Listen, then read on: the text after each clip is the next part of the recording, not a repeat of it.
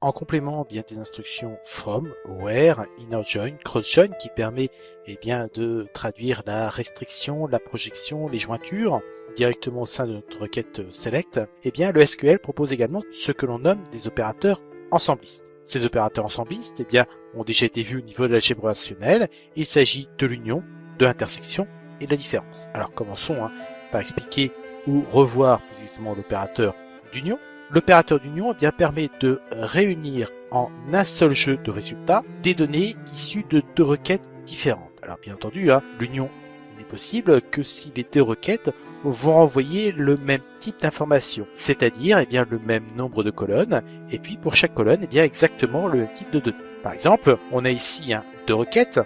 Une première requête bien qui permet de lister le stock.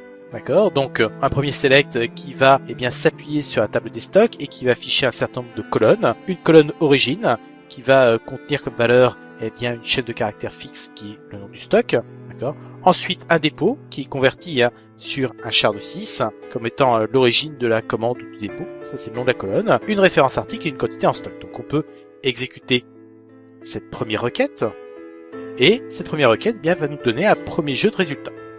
Ensuite, on a une autre requête qui est maintenant surlignée et qui, elle, va puiser ces informations depuis la table des commandes et depuis la table des lignes de commande en disant on va extraire ces informations depuis les commandes et les lignes de commande. Donc on va juste extraire les informations concernant ces éléments-là sans aucun tri, d'accord. Et là aussi, on voit apparaître une structure similaire à notre première requête, simplement les colonnes ne sont pas nommées. Si on fait l'union de cette requête, étant donné qu'elles vont renvoyer les mêmes colonnes et dans le même ordre, on va trouver les commandes, l'origine, si c'est une commande ou un dépôt, et si c'est le numéro de la commande ou le numéro du dépôt, la référence d'article et la quantité en stock. Et puis bien sûr, on peut trier par rapport à la référence article, puis pour une référence article donnée par rapport à l'origine.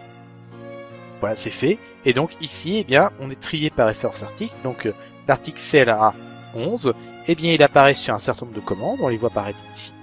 Et puis, on va très certainement le voir apparaître, également sur du stock. Alors, bien sûr, toutes les commandes sont référencées. Et ici, voilà, on le voit apparaître, dans le stock N, c'est-à-dire Nantes, on a 248 en stock. Dans le stock P1, qui est un dépôt parisien, on a 218. Et puis, dans le stock P2, on en a 0. Donc, on a à la fois les quantités commandées et puis ce qui est présent en stock. Et ça provient de deux requêtes différentes. Donc, l'instruction union, elle est intéressante puisqu'elle évite des opérations de jointure complexe ou bien d'exécuter deux requêtes différentes pour avoir un jeu de résultats complet. Un autre opérateur ensembliste qui est fréquemment vu, c'est ce que l'on nomme l'intersection. Donc l'intersection, on va effacer la requête actuelle et on va en proposer une autre. Même principe que l'union, l'intersection va travailler sur deux jeux des résultats qui sont structurés exactement de la même façon. Ici c'est très simple, on a une première requête qui va nous permettre d'extraire tous les clients qui habitent dans une ville dont le nom commence par Nantes, d'accord.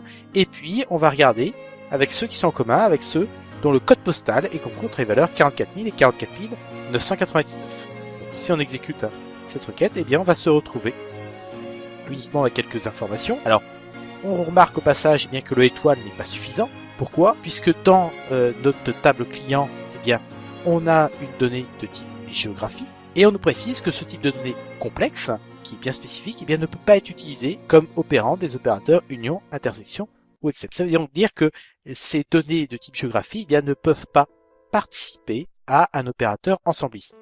Donc, il faut faire attention quand on utilise ces éléments-là. Donc ici, on est obligé tout simplement, de sélectionner quelques colonnes, comme par exemple le nom, voilà, et puis le prénom. Donc, on va prendre ces deux colonnes-là.